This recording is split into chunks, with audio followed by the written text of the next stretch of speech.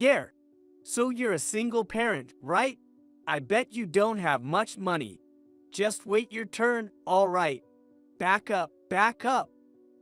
When I went to the bank with my son, Tyler, to withdraw some money, the bank employee, noticing I was a single parent, looked down on us. And then, to make matters worse, we were made to wait for hours. Just when I was about to lose my temper, Tyler whispered, If we withdraw the $8 billion we have deposited, we could shut this place down, right? That brought a sly smile to both our faces. My name is Sherry. I live with my husband, Rick, and our son Tyler, who just started kindergarten. I met Rick during our college days. Back then, I was busy studying for law school. Rick, who was studying at the medical school of T University, was also busy with his clinical rotations. We both joined the singles party just for a break from studying, but little did we know that this casual encounter would define our lives. We hit it off and exchanged numbers that day, and by the next week, we were studying together in the library. My university was a national one, so the tuition was affordable, but I needed to save up for law school as I was aiming to take the bar exam. Rick, busy with medical school, couldn't do much part-time work either, so his wallet wasn't exactly full. Our dates were mostly studying together at the library or at each other's homes and occasionally grabbing lunch, but I cherished every day spent with Rick.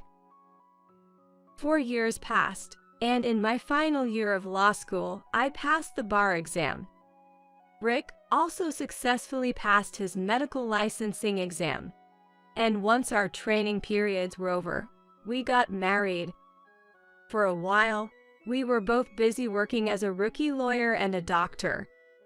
Our jobs were so demanding that we couldn't even keep our house in order. It was always a mess. I wanted to cook nutritious meals for Rick, but with just my job alone, I couldn't manage. There were many times when our trash bags were filled with frozen food packages and empty lunch boxes.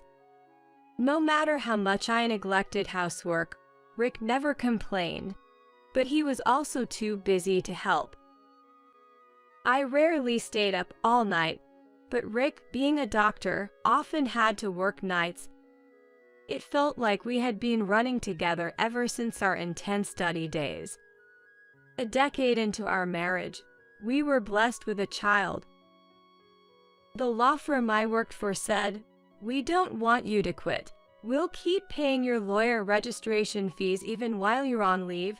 Please come back once childcare settles down." However, Rick, who was still immersed in his demanding job, also hoped for this, so I decided to put a pause on my career as a lawyer. I waited until my cases settled down before leaving the law firm. Then, time started to move surprisingly slowly. I could finally focus on our home, our soon-to-arrive baby, and Rick. Life shifted from being hectic to having time to care for our household. Our child was born, and we named him Tyler. Tyler was a bright kid. By the age of 2, he could read and write all letters in the alphabet. By the time he started kindergarten, he could read an analog clock and would start reading the news on the computer with Rick.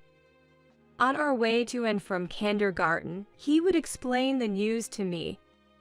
I was astonished by his rapid growth, but Rick just smiled and said, "I think it's normal."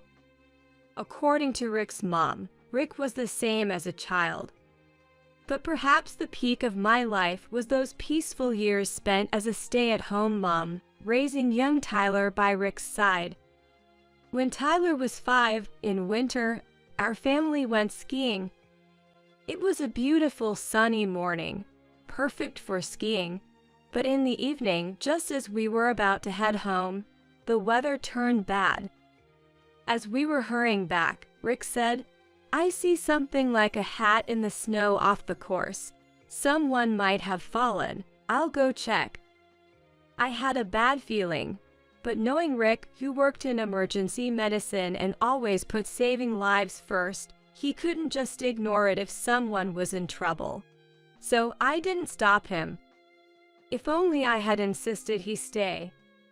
But it's too late for regrets now. As Rick approached the snow pile, a fierce blizzard hit, blocking our view. I was doing my best to protect young Tyler in my arms. And when our vision cleared, Rick was nowhere to be seen. The rescue team arrived quickly, but Rick, who had lost his breath and body warmth to the snow, had already passed away. I couldn't even cry. Under the fearfully blue winter sky that had cleared again, I stood frozen, holding Tyler. Rick, who had just been laughing and skiing with us, was no longer there. All the memories from when we met until now raced through my mind like a flickering slideshow. Rick was earnest, intelligent, and always straightforward. In front of my stunned self, Tyler did not cry. Dad tried to help the person who lost their hat, right? In front of the lost hat, 5-year-old Tyler understood everything. Yes, he did try to help. Lost for words, I was tightly hugged by Tyler. Mom, I will help you. I will protect you. From then on, a huge void opened in my heart. Tyler, true to his words at that time, stayed by my side, smiling, helping out with his little hands, and gently asking, "Are you okay, Mom?" He tried his best to protect me. But I realized that it was my responsibility to truly protect young Tyler. Now, without Rick, who was always with us, it's my duty to protect Tyler. This realization filled me with an indescribable fear of the unknown future. Rick, having been a doctor, left us with some inheritance. But Tyler was only 5 years old. I couldn't predict how much money would be needed in the future. Considering his intelligence, he might want to become a doctor like Rick. But the inheritance wouldn't cover the cost of medical school. I wished I could immediately return to working as a lawyer, but balancing a full-time job while raising young Tyler seemed daunting. I wanted to at least work part-time to earn some living expenses, but my health had deteriorated since Rick's passing, making even that impossible, and I felt anxious seeing our savings account dwindling day by day. Don't worry, Mom. I will protect you. I'll grow up fast and it's all gonna be okay. Tyler's reassuring hugs were my only solace, since he quickly read through any book I gave him. Constantly buying new ones would be expensive. So, we frequented the local library, allowing him to read plenty of books. By the time Tyler graduated from kindergarten, he had become proficient in writing foreign languages typically learned in high school. Learning foreign languages expanded the range of books he could read. Tyler, devouring books of all genres, had become much more knowledgeable in various subjects than I, who only knew about the law. Amid a life at rock bottom, having lost my loving husband and with no one to rely on, Tyler's growth was the only ray of light. Years passed, and Tyler turned 9. His passion for reading books remained unchanged, but there was a big change in my life. When Tyler entered 4th grade, I returned to work as a lawyer. I had always loved my job as a lawyer and had a decade of experience from my 20s, working tirelessly. A month after returning, I got back into the swing of things and was able to handle my work. By this time, my health, which had often faltered since losing Rick, had finally stabilized, and the nightmares that woke me up in the middle of the night had lessened. Still, balancing my job as a lawyer with household chores was challenging. I was barely managing the bare minimum, like preparing meals and doing laundry for Tyler. I had no time for myself. My makeup routine was just hurriedly applying foundation in the office bathroom in the morning. At night, I often fell asleep without removing my makeup, and my wardrobe was limited to suits for work and a few old casual clothes, making me look much older than I was. I even declined a college reunion invitation, feeling embarrassed about my current state, and returned home with a heavy heart that day. When I opened the door, I found Tyler sitting in front of a brand new computer, his eyes sparkling. "Tyler, what's with the computer?" I won this. Remember the quiz show I participated in on TV? I kept it a secret until the broadcast, but I won, and this computer was the prize. Cool, right? "You won? You should have told me sooner. That's amazing, Tyler, just like your dad." I hugged Tyler, sparkling with excitement. This computer marked the beginning of a new phase in Tyler's life. A year had passed since he received the computer as a prize from the quiz competition.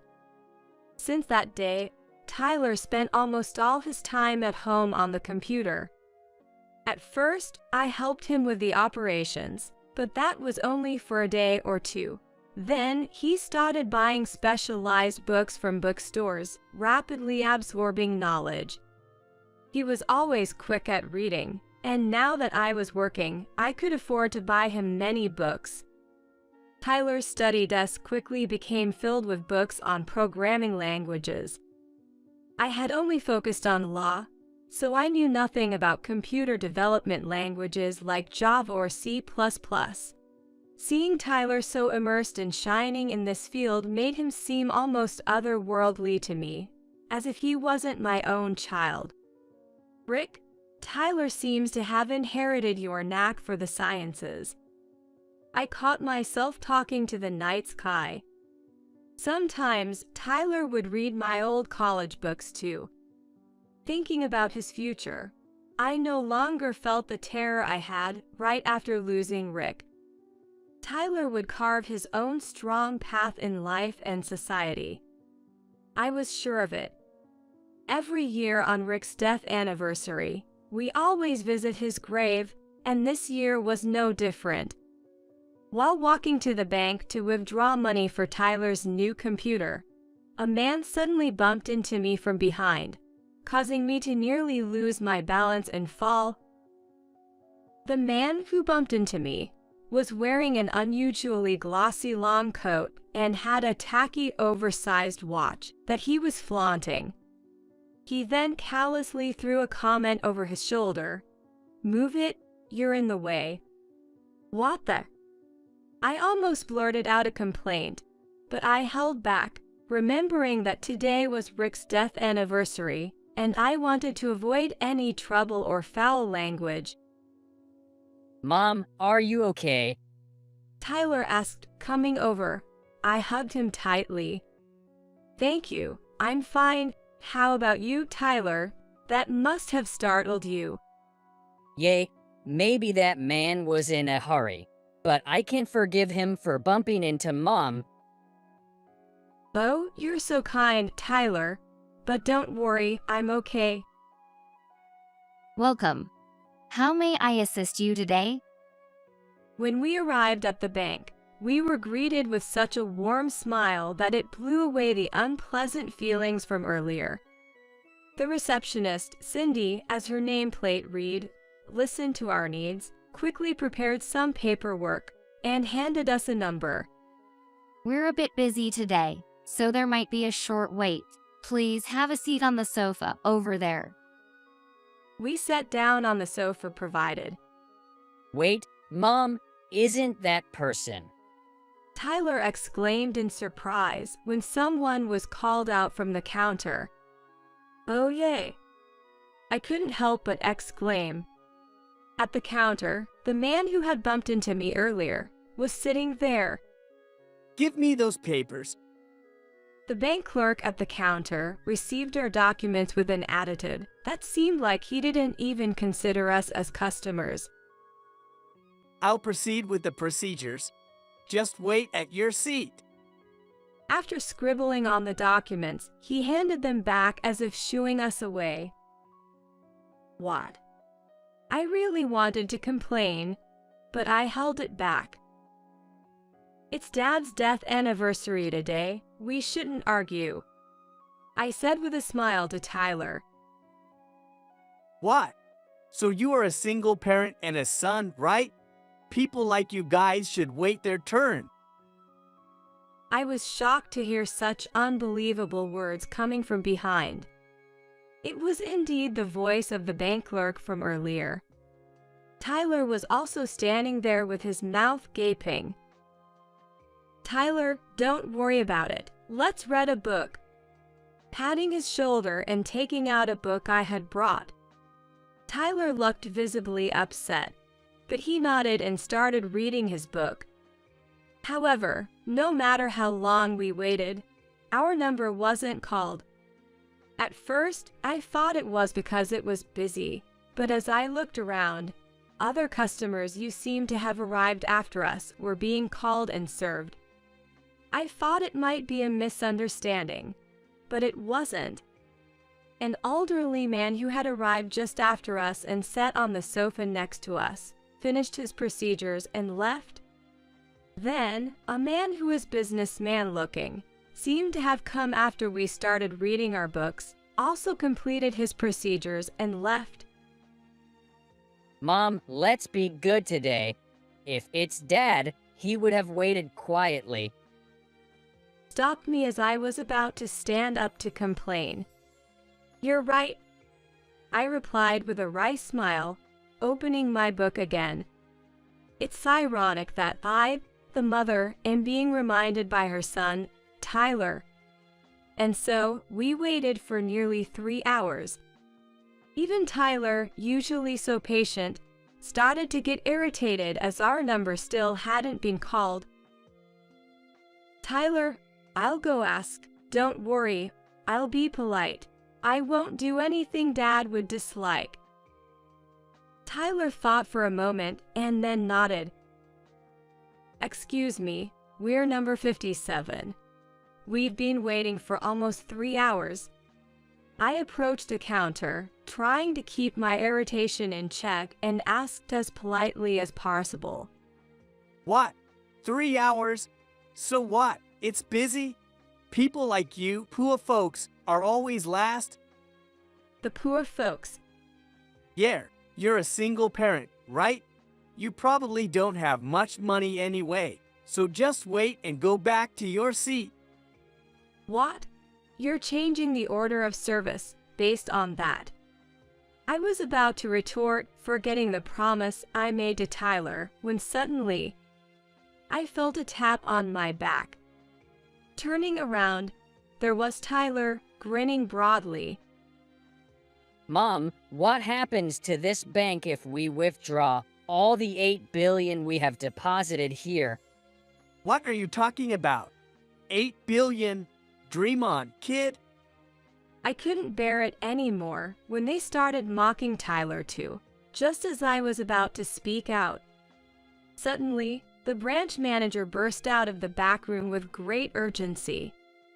It seemed like Cindy had relayed the message, as I could see her emerging from behind the branch manager. Jimmy, what are you saying? Branch manager. Jimmy, the bank clerk, looked startled. Jimmy, how dare you speak to our customers like that? But, branch manager, these people are. These people are Miss Johnson and her son, who have been favoring our bank with their business. At that moment, Jimmy showed an expression of unmistakable surprise. This lady, Miss Sherry Johnson. I had no idea. I mean, Miss Johnson, I am deeply sorry for the rudeness of our staff member, Jimmy, and for the long wait for your transaction. Please come this way. Ushering us into a private room. We are terribly sorry for the inconvenience. Upon entering the room, Cindy brought us warm green tea and small sweets, and a staff member other than Jimmy promptly proceeded with our paperwork. In fact, there is a deposit of $8 billion in this branch under my name. Of course, it's not money I earned as a mere lawyer. Tyler, utterly fascinated by computers and app development, struck gold with a game which he and his friends created. I had established a company under my name, where the money was deposited. Tyler's teammates, mostly graduate students and freelance engineers, played a role in the development. But it was Tyler, still in elementary school, who handled the main part of the development. App development doesn't end with the release. It requires maintenance and frequent updates, which Tyler primarily handles. Whenever simple legal knowledge was needed during development, he would read my law books to address it. Tyler, even as a child, has completely relieved me of financial worries and even gifted me with dreams. He mostly managed the deposits by himself. However, since bank transactions are mostly done online, we seldom visit the bank in person. Moreover, I usually stop by the bank in the middle of work, dressed in formal suits. Also today, we wore casual attire, so that's why Jimmy didn't recognize me. Perhaps he is new to this branch or simply not used to seeing unfamiliar faces. Regardless, it's outrageous and highly disrespectful to treat customers differently based on their appearance.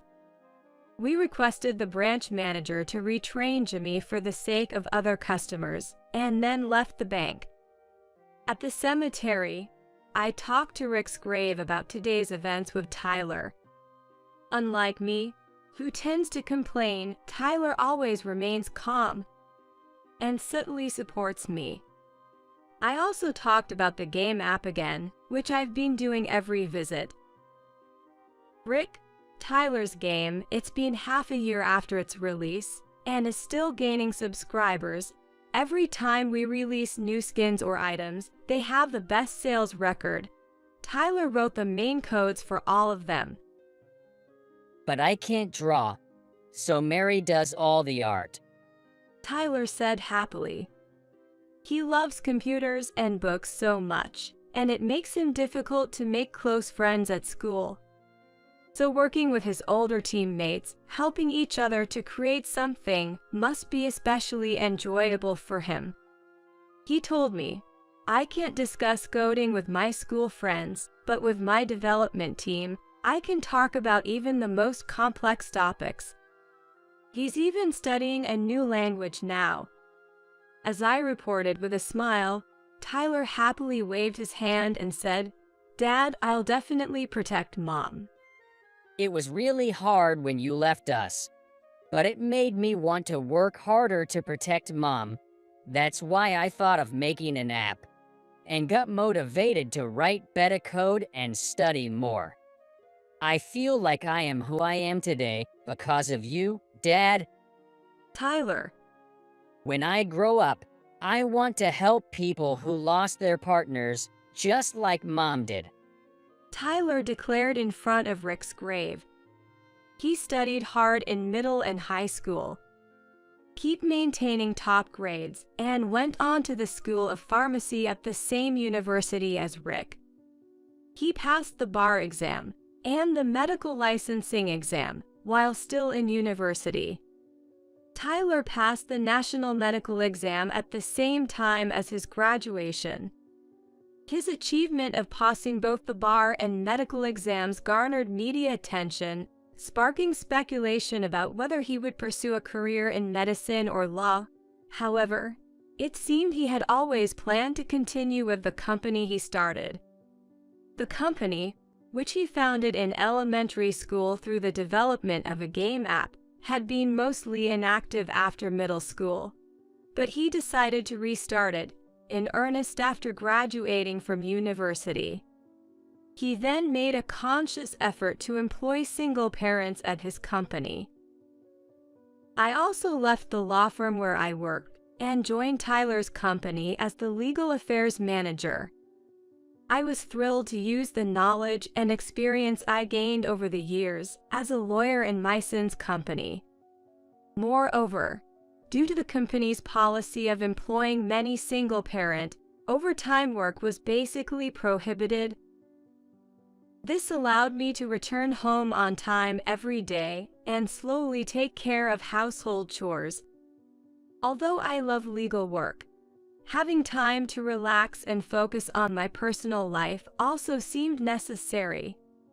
About a year after Tyler restarted the company, he mentioned that Cindy, the woman who had helped us at the bank that day, had come for a job interview. It had been over a decade, but the moment they met, both instantly recognized each other with a "It's you" from that time. Apparently, the rude bank employee, Jimmy, was fired after the incident.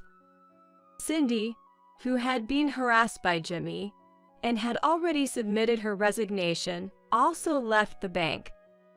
Since then, as a single parent with a daughter, she had faced many challenges, but those days finally came to an end. Cindy, always considerate and capable, became an indispensable executive secretary at Tyler's company. Tyler, Cindy, her daughter, and I go out for dinner once a month. When the alcohol starts to hit, Tyler often says, "Truth is indeed stranger than fiction and the most exciting." It seems that Tyler, who never had any romantic rumors, had even invited Cindy's daughter to dinner. She also seemed surprisingly interested in him. Life is truly unpredictable. Today, as I headed home in the sunset after work, I spoke to Rick in my heart. "Rick, please continue to watch over Tyler and me." Then, it felt like the first star twinkled in response. Wearing my brand new suit, I was sweating heavily. Each word from the interviewer was utterly simple, yet being under such scrutiny made my mouth move as if it belonged to someone else. Why didn't you think about going to college? That's because, I wanted to spend that time on programming. So you just wanted to do what you like, right? The intellectual interviewer snorted and said that. I had no response. Just a sense of regret and humiliation came over me. "I'm sorry." As I apologized quietly, the interviewer said with a look of disdain, "Incompetent people are not accepted. You may leave now, please." I couldn't even submit the detailed documents of the software I had developed and brought with me, too scared of what had transpired.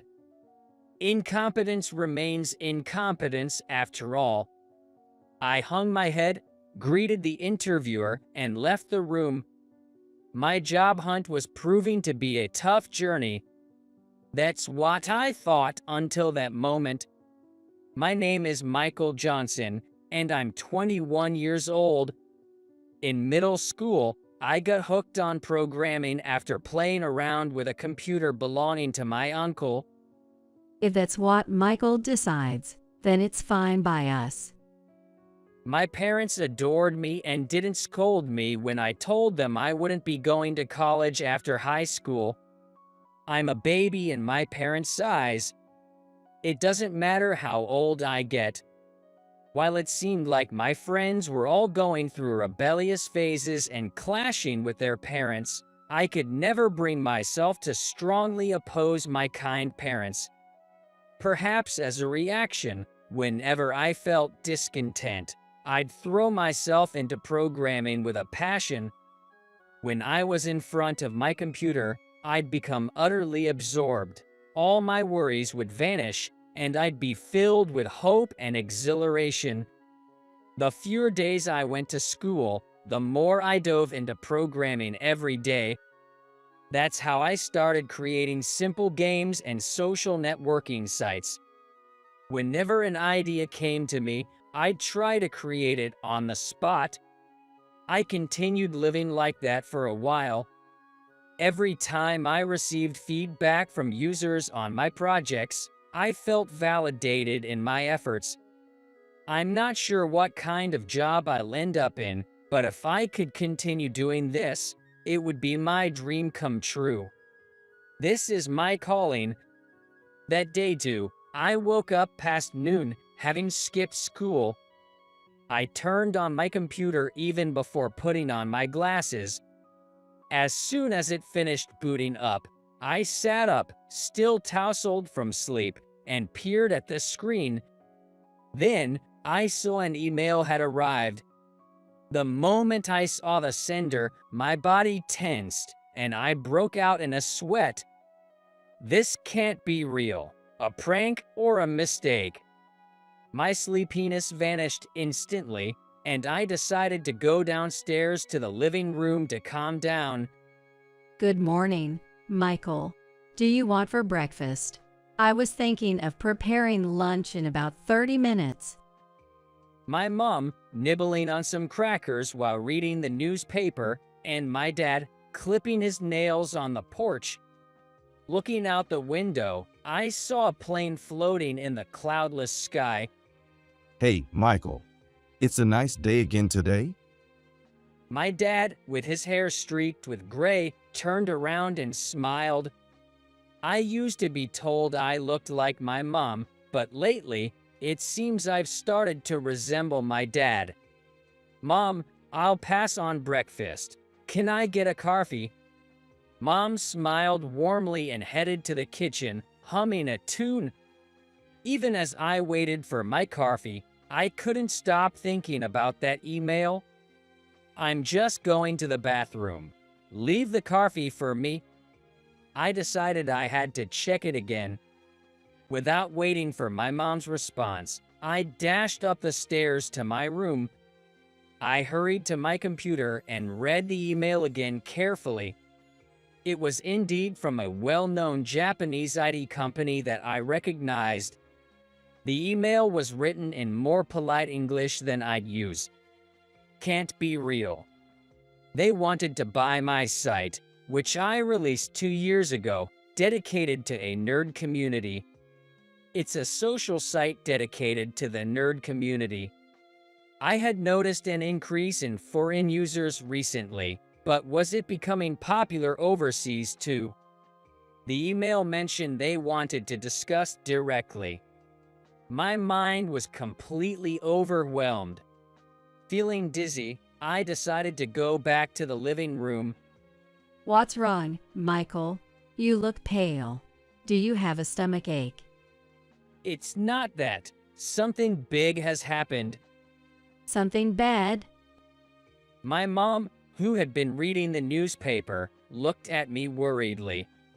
Actually, one Japanese company wants to buy my site. Oh my God, that's amazing. But it might be a scam. You won't know unless you try. That's right. Why don't you take a chance and contact them? Despite my worries, my parents were surprisingly enthusiastic. That's the thing with people who hardly ever use computers. They don't understand. But encouraged by my parents' words, I decided to reply to the email. Later, when I was offered an unimaginable amount for the site and decided to sell, I was incredibly nervous. With that money, I bought the latest computer and all the essentials for programming. I also took my parents to a fancy restaurant and contributed to my dad's car purchase. It was the least I could do to show my appreciation to my parents, who tolerated my reclusive lifestyle. I was indebted to the Japanese company. However, life changed drastically in the fall. My dad passed away suddenly from a subarachnoid hemorrhage. Using my healthy dad so suddenly, my mom became deeply depressed. Of course, so did I. Was that tough for you? So, does that mean you, Abbas, need to start exploring the outside world soon? As a naive person, I talked to a friend I met on the internet who I didn't even know. Black Cat is the handle of the friend I connected with through a hobbyist online game. By the way, Abbas is my handle name. We mainly talk using chat, and from what I can tell, Black Cat is a man. Though I've never asked his age. He's probably older than me. Yo, it would be great if there's a company out there willing to hire me. Black Cat kindly encouraged me as I felt down. You're trying things you've never done before. It's natural to struggle. Job hunting seems like a distant memory for me, but I'm always here to listen if you need me. Online gaming reminded me that there are real people on the other side of the screen. His words warmed my heart, filled with nothing but anxiety about my suddenly changing circumstances. So, I received advice from Black Cat on how to write a resume, points to highlight about myself, and tips for the interview. Well, it'd be great if Abbas had some standout achievements to brag about. When prompted about achievements, I remembered the site I had sold to a Japanese company. Why don't you bring some material that introduces the site? Black Cat suggested this, advising me to keep the details vague to avoid revealing my identity. I see. If the company sees it, they might evaluate my skills. Following Black Cat's advice, I prepared the presentation materials. With my job search prep complete, I started attending interviews at several companies. Big corporations wouldn't even consider me without a college degree. So, I sent my resume to as many small companies as I could, but few were willing to interview a high school graduate with no formal experience. I hadn't attended a vocational school, and my programming skills were entirely self-taught. Plus, I was a recluse. If I were an employer, I wouldn't take a chance on someone with such high risks. Though I understood this, each rejection email made me feel more isolated from the world, as if a hole had opened up in my heart. I could live off the money from the site sale for a while, but I wanted to reassure my dispirited mom as soon as possible. My anxiety was growing. It was Black Cat who cheered me up during those anxious moments. Our company is looking for programmers too. If things don't work out, come work with us. I took it as a joke, but those words lifted my spirits. I didn't know where he lived or what his company was like. I'll count on you then. Such casual exchanges helped me calm down a bit. Even after getting rejected by many companies, I never gave up, and I was at another interview today. The company I was interviewing with today offered website and e-commerce site management services to local businesses. I applied because their job listing stated, "No experience necessary. Programmers wanted." Huh. So you spent the time you could have been in college on programming. The interviewer today was the same as always, looking down on me with a disdainful attitude. His name tag read James. So you've just been doing what you like, huh? What if you encounter something you dislike at our company? Are you just going to quit? I scrambled to think of a response to James' words.